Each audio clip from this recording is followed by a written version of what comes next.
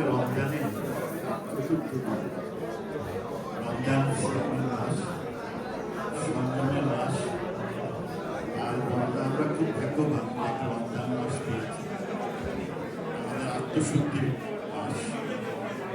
আমরা এই মাসে নিজেদের আত্মশুদ্ধির প্রচেষ্টা চালাবো আর একে অপরের প্রতি আমাদের শ্রদ্ধাবোধ ও ভালোবাসা আমরা বাড়ানোর চেষ্টা করব।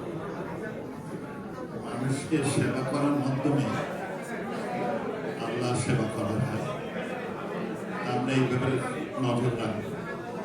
আর আপনাদের দোয়ায় আমি সুস্থ আছি, আমি আপনাদের অসংখ্য ধন্যবাদ জানাই। আর আমি খুবই আনন্দিত যে আপনারা এই রমজানে সবাই একত্রিত হয়েছে ইফতারে।